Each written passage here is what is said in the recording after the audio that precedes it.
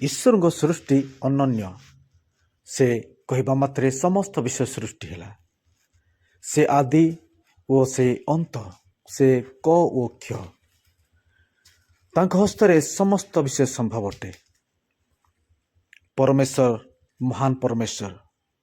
ଆପଣମାନେ ଛବି ଦେଖୁଛନ୍ତି ଘୁଦେଗିରି ବ୍ଲକ ମାଲିକାପଡ଼ି ପଞ୍ଚାୟତ ଅନ୍ତର୍ଗତ ସିର୍କି ନିକଟରେ ରହିଥିବା ହିଲ୍ଟପ୍, କାଲିଗାଡୁ ହିଲ୍ଟପ୍। ଅତି ସୁନ୍ଦର ଦୃଶ୍ୟ। ପରମେଶ୍ୱରଙ୍କ ରଚନା। ଏପରି ସୁନ୍ଦର ପରିବେଶ ପର୍ଯ୍ୟଟକମାନଙ୍କୁ ଆକୃଷ୍ଟ କରୁଅଛି। ସୁଦୂର ବିଭିନ୍ନ ସ୍ଥାନରୁ ଲୋକମାନେ ଆସୁଛନ୍ତି ଏହି ମନୋଲୋଭା ଦୃଶ୍ୟକୁ ଉପଭୋଗ କରୁଛନ୍ତି। କେହି କେହି ତ ସେଲ୍ଫି, କେହି କେହି ତ ରିଲ୍ ବନାଉଛନ୍ତି। ଏବଂ ଏ ସ୍ଥାନରେ ଯୁବପିଢ଼ି ମାନଙ୍କର ବିଭିନ୍ନ ଅଙ୍ଗ ଢଙ୍ଗି, ବିଭିନ୍ନ ପ୍ରକାର ବିଷୟବସ୍ତୁ ଏ ସ୍ଥାନର ମନୋରମ ଦୃଶ୍ୟ ଦେଖି ଉପଭୋଗ କରୁଥିବା ଦେଖିବାକୁ ମିଳିଛି। ଆପଣମାନେ ଛବି ଦେଖୁଛନ୍ତି କାଲିଗାଡୁ ହିଲ୍ଟପ୍ର, ଯେଉଁ ସ୍ଥାନରେ କି ପର୍ଯ୍ୟଟକମାନେ ଆସି ଏହି ସୁନ୍ଦର ଉଚ୍ଚ ପାହାଡ଼କୁ ଯାଇ ଯେଉଁ ସ୍ଥାନରେ ପ୍ରାପ୍ତ ହେଉଛନ୍ତି ହିଲ୍ଟପ୍, ସେ ସ୍ଥାନରେ ଚଢ଼ି ସେମାନେ ସୁଦୂର ପର୍ଯ୍ୟନ୍ତ ସେମାନେ ବିଭିନ୍ନ ପାହାଡ଼ ପର୍ବତମାନ ଦେଖିବାକୁ ପାଉଛନ୍ତି।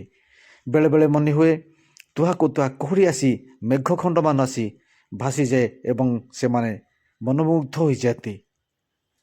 ଏ ସୁନ୍ଦର ପରିବେଶ ପରମେଶ୍ୱରଙ୍କ ସୃଷ୍ଟି, ଥରେ ବୁଲି ଆସନ୍ତୁ। ଆଜି ଆମେ ଏହି କାଲିଗାଡୁ ହିଲ୍ଟପ୍ ବୁଲିବା ପାଇଁ ଯାଇଥିଲୁ ଏବଂ ଏହି ସୃଷ୍ଟି, ତାଙ୍କର ରଚନା କେଡ଼େ ଯେ ମହାନ ଅଟେ, ବୋଧର ଅଗମ୍ୟ ଅଟେ। ଆପଣମାନେ ଛବି ଦେଖୁଛନ୍ତି, କିଏ କିଏ ତ ରିଲ୍ ବନାଉଛନ୍ତି ଏବଂ ଏହି ସ୍ଥାନରେ ଅତି ସୁନ୍ଦର ଭାବରେ ସେମାନେ ଏହି ପ୍ରାକୃତିକ ସୌନ୍ଦର୍ଯ୍ୟକୁ ଉପଭୋଗ କରୁଛନ୍ତି। ଘୁଦେଗିରି ଅଞ୍ଚଳରେ ଏହିପରି ଅନେକ ସ୍ଥାନ ରହିଅଛି ଯାହାକି ଶୀତର ମଜା ନେବା ସହିତ ବିଭିନ୍ନ ପରିଦର୍ଶନ ସ୍ଥାନମାନ ରହିଅଛି, ପରିଦର୍ଶନ କେନ୍ଦ୍ରମାନ ରହିଅଛି। ସେମାନଙ୍କ ମଧ୍ୟରୁ ଏହି ହିଲ୍ଟପ୍ ହେଉଛି ଅନନ୍ୟ। ଥରେ ବୁଲି ଆସିଲେ ଆଉ ଥରେ ବୁଲିବା ପାଇଁ ଇଚ୍ଛା ଲାଗୁଥିବ ଏବଂ ଏହି ହିଲ୍ଟପ୍ ଥରେ ଯିଏ ବୁଲିଯାଏ ନିଜର ସାଙ୍ଗସାଥି ଅନେକକୁ ଏହି ହିଲ୍ଟପ୍କୁ ଆକୃଷ୍ଟ କରେ। କାହିଁ କେତେ ପ୍ରକାର ନାନା ରଙ୍ଗର ରିଲ୍ ମଧ୍ୟ ଏହି ସ୍ଥାନରେ ସୁଟିଂ କରାଯାଇ ସୋସିଆଲ ମିଡ଼ିଆରେ ସେମାନେ ପୋଷ୍ଟ କରନ୍ତି। ଆପଣମାନେ ଛବି ଦେଖୁଛନ୍ତି ଯୁବତୀମାନେ ରିଲ୍ ପ୍ରସ୍ତୁତ କରିବାରେ ବ୍ୟସ୍ତ। କାହିଁକି ବା କରିବେ ନାହିଁ?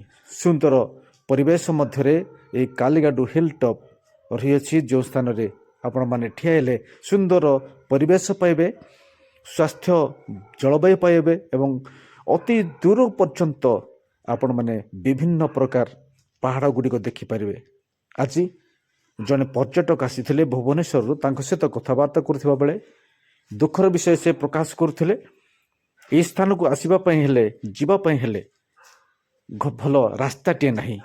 ସରକାର ଯଦି ରାସ୍ତା ମରାମତି କରନ୍ତା, ତିଆରି କରନ୍ତେ, ପରିବାର ସହିତ ଯେଉଁମାନେ କାର୍ ବାଇକ୍ ଦ୍ୱାରା ଆସୁଛନ୍ତି ସେମାନେ ସେ ସ୍ଥାନକୁ ସୁନ୍ଦର ଭାବରେ ଯାଇପାରିଥାନ୍ତେ ଏବଂ କୌଣସି ବାଧାର ସମସ୍ୟାର ସମ୍ମୁଖୀନ ହୋଇପାରିନଥାନ୍ତେ। ତାଙ୍କ କଥା ଅନୁସାରେ ସରକାର ଯଦି ଏହି ସ୍ଥାନକୁ ଯିବା ପାଇଁ ଭଲ ରାସ୍ତାଟିଏ ନିର୍ମାଣ କରନ୍ତା। ମୁଁ ସେମାନଙ୍କ ମଧ୍ୟରେ ଆଲୋଚନା କରୁଥିଲି, ସରକାର ତ ରାସ୍ତା ତିଆରି କରିବା ପାଇଁ ଅର୍ଥ ମଞ୍ଜୁର କରୁଛନ୍ତି, କିନ୍ତୁ ତିଆରି କରୁଥିବା ଲୋକମାନେ ଯେଉଁମାନେ କି କଣ୍ଟ୍ରାକ୍ଟର, ସେମାନଙ୍କର ମନମୁଖୀ ଶାସନ ସକାଶୁ ହୋଇପାରୁନାହିଁ। ଥରେ ଆସନ୍ତୁ ଏହି ହିଲ୍ଟପ୍ ନିଜର ସାଙ୍ଗସାଥି ବନ୍ଧୁବର୍ଗ ସହିତ ଆସନ୍ତୁ ଏ ସ୍ଥାନକୁ ଏବଂ ଈଶ୍ୱରଙ୍କ ସୃଷ୍ଟିର ଏହି ମନୋଲୋଭା ଦୃଶ୍ୟଟାକୁ ଉପଭୋଗ କରନ୍ତୁ।